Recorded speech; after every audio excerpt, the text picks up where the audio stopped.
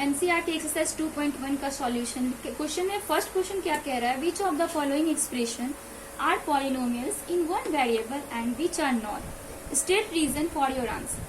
इसमें सब क्वेश्चन में ये कह रहा है कि ये कौन सा पॉलिनोमियल है या कौन सा पॉलिनोमियल नहीं है। उसके बाद ये क्वेश्चन के साथ में कह रहा है कि ये 1 वेरिएबल का या 2 वेरिएबल्स का या 3 वेरिएबल्स का। तो सबसे पहला क्वेश्चन है 4x square minus 3x plus 7।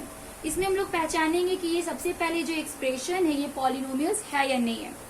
तो देखिए, आप लोगों को पॉलिनोमियल्स पहचानने का तरीका बताए थे कि कांस्टेंट होना चाहिए, वेरिएबल होना चाहिए, पावर में होल नंबर। तो क्या ये ये वो रूल को फॉलो कर रहा है? तो हाँ, कांस्टेंट, वेरिएबल, पावर में होल नंबर। यहाँ भी देख लीजिए, कांस्टेंट, वेरिएबल, पावर में whole number.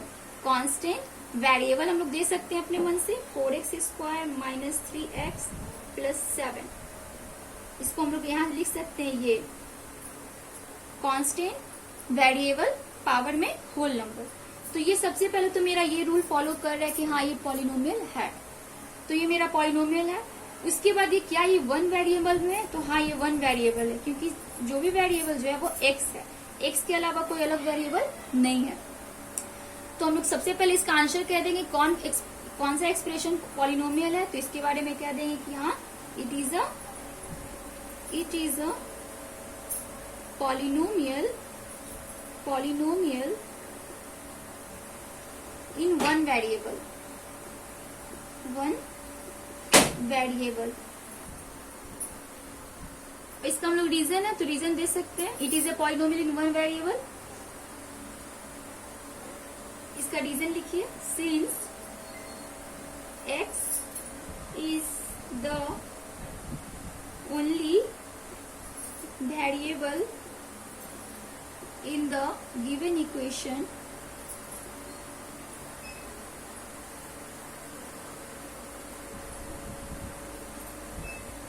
and the power of x are whole number.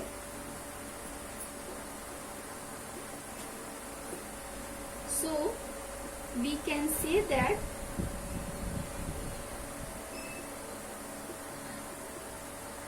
the expression 4x squared minus 3x plus 7 is a polynomial in one variable.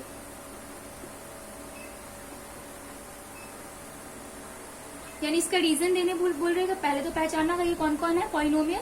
तो ये polynomial reason दे सकते हैं, और पहले कह सकते हैं it is a polynomial in one variable since x is the only variable in the given equation. x ही केवल एक वेरिएबल है इस इक्वेशन का, and the power of x are whole number, और जो पावर है x का वो होल नंबर है। So we can say that the expression is a polynomial in one variable. ये आप रीजन दे सकते हैं, जो भी पॉलिनोमियल होगा इस क्वेश्चन में उसका रीजन आप ये दे सकते हैं। अगर वेरिएबल x होगा तो वेरिएबल x लिखिएगा, वेरिएबल y होगा तो वेरिएबल y लिखिए, वेरिएबल z होगा तो z लिखिए, सो बाकी सो ऑन। नेक्स्ट है y स्क्वायर प्लस √2। ये पॉलिनोमियल है, तो y ये मेरा y के आगे कुछ नहीं है तो यहाँ 1 होगा, तो 1 मेरा कांस्टेंट है, y वेरिएबल है, और पावर में क्या है होल नंबर। तो ये मेरा आगे इसको चेक कर लीजिए, √2 ये कांस्टेंट है, वेरिएबल दे सकते हैं, यहाँ y में वेरिएबल है तो यहाँ y लिख सकते हैं, y to the power 0। Constant, variable, power, whole number. तो ये भी मेरा पॉलिनोमियल है, तो लिखेंगे yes it is also a polynomial in one variable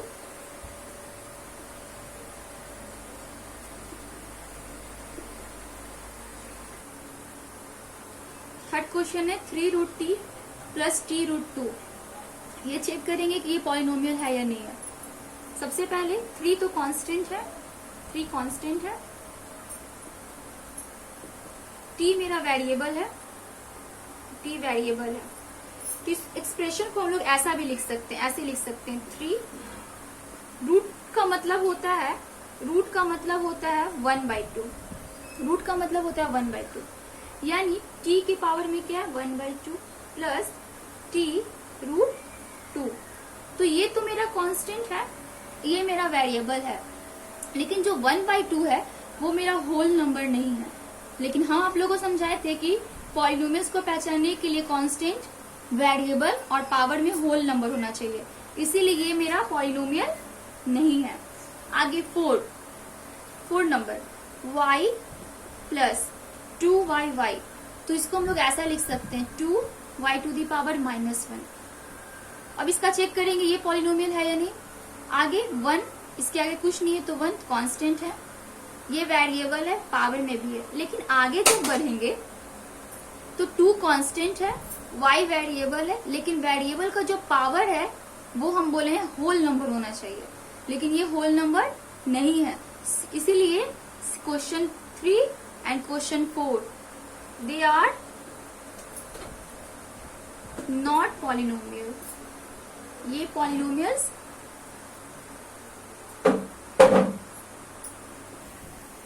इसका रीजन है, तो रीजन लिख सकते हैं since t is the only variable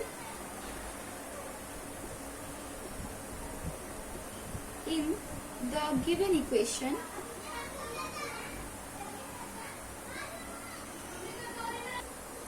t is the only variable in the given equation, but the powers of t is not a whole number,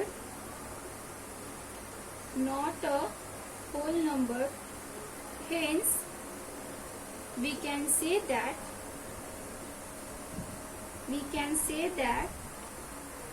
the expression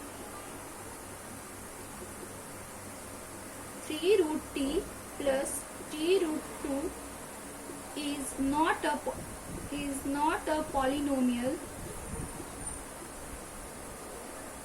in one variable। यानी इसका reason दे सकते हैं, चूंकि t is only variable in the given equation, इसमें variable केवल एक है, t ही है वेरिएबल, बट लेकिन जो पावर ऑफ t है is not a whole number, t का जो पावर है वो होल नंबर नहीं है, इसलिए hence we can say that the expression 3 root t plus t root 2 is not a polynomial in one variable। यहाँ तक आप लोग समझ गए। अब नेक्स्ट क्वेश्चन 2, नेक्स्ट क्वेश्चन है x to the power 10 plus y cube plus t to the power 50, ये polynomial है या नहीं है, तो इसको चेक करते हैं। इसके आगे कुछ नहीं है, तो इसके आगे 1 है कांस्टेंट, x मेरा वेरिएबल है और पावर होल नंबर है। इसके आगे भी y के आगे क्या 1 है, यानी कांस्टेंट है, वेरिएबल है, पावर में होल नंबर, कांस्टेंट है, आगे 1 है, कांस्टेंट है, वेरिएबल है, पावर में होल नंबर है, यानी ये मेरा पॉलिनोमियल है। तो कह सकते हैं it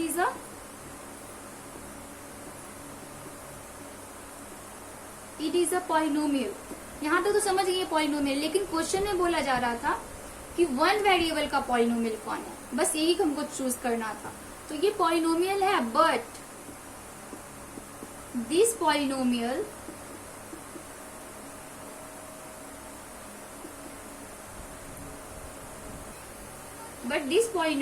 is not in one variable,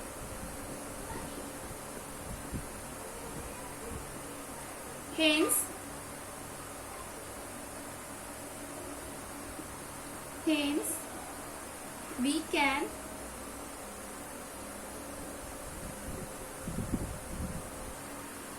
we can say that this expression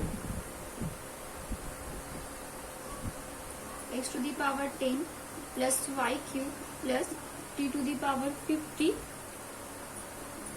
is a polynomial in 3 variable।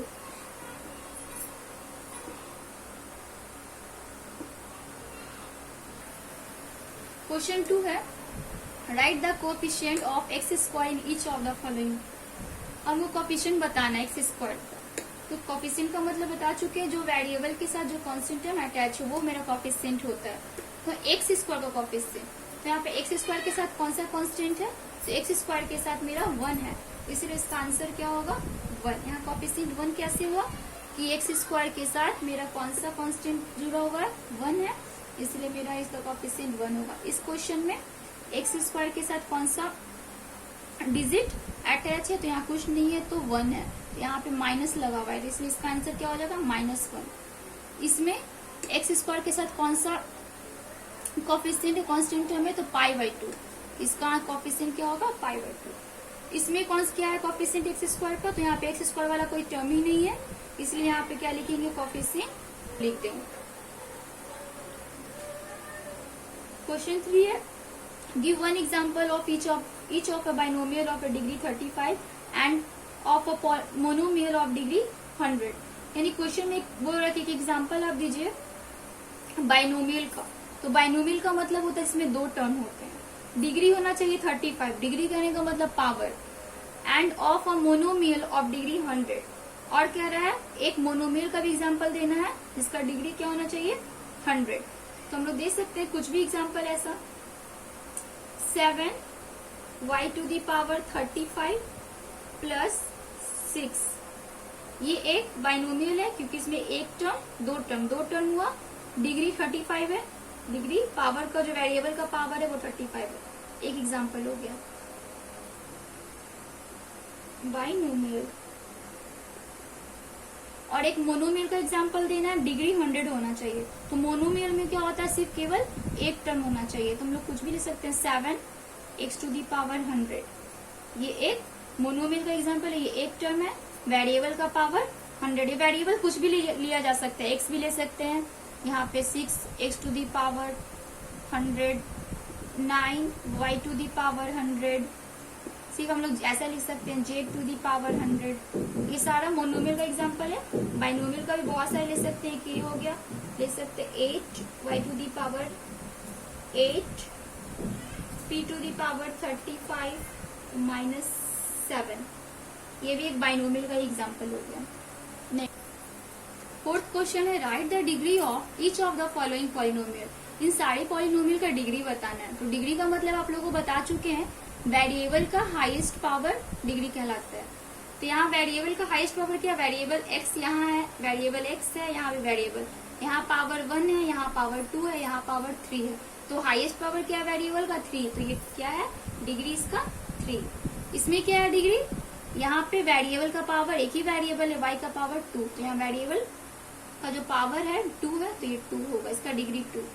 यहाँ इसका डिग्री क्या होगा, यहाँ पे वेरिएबल का पावर क्या है 1 है, तो ये 1 डिग्री का है। 4th नंबर में क्या है, वेरिएबल क्या है कुछ नहीं दिया हुआ है, तो हम लोग लिख सकते हैं 3, कुछ भी x⁴0, तो यानी वेरिएबल का पावर क्या है 0 है, तो इसका डिग्री 0। क्वेश्चन 5 है, classify the following as linear, quadratic and cubic polynomial. बताना है इसमें कि कौन लीनियर पॉलिनोमियल है, कौन क्वाड्रेटिक पॉलिनोमियल और कौन क्यूबिक पॉलिनोमियल। तो आप लोग पिछले अब पढ़ चुके हैं लीनियर पॉलिनोमियल किसको कहते हैं, जिसका डिग्री 1 होता है, क्वाड्रेटिक जिसका डिग्री 2 होता है, और क्यूबिक पॉलिनोमियल जिसका डिग्री 3 होता है। तो इसका वेरिएबल का डिग्री कितना है 2 है, हाईएस्ट डिग्री 2 है, तो इसलिए इसका नाम होगा क्वाड्रेटिक पॉलिनोमियल। क्वाड्रेटिक पॉलिनोमियल इसमें कितना है, इसका डिग्री 3 है, वेरिएबल का हाईएस्ट पावर चेक करेंगे तो वेरिएबल का हाईएस्ट पावर 3 है, जिससे 3 डिग्री का पॉलिनोमियल, इसका नाम है क्यूबिक। 3 नंबर इसमें क्या है, हाईएस्ट पावर 2 है, तो ये 2 डिग्री का पॉलिनोमियल है, इसका नाम है क्वाड्रेटिक। इसमें वेरिएबल का हाईएस्ट पावर 1 ही है, तो ये हो जाएगा लीनियर पॉलिनोमियल। इसमें भी वेरिएबल का हाईएस्ट पावर 1 है, तो ये भी लीनियर पॉलिनोमियल। इसमें वेरिएबल का हाईएस्ट पावर 2 है, तो ये 2 डिग्री का पॉलिनोमियल, इसका नाम है क्वाड्रेटिक पॉलिनोमियल। एंड नेक्स्ट है वेरिएबल का हाईएस्ट पावर क्या है 3, तो इसलिए इसका नाम है क्यूबिक पॉलिनोमियल।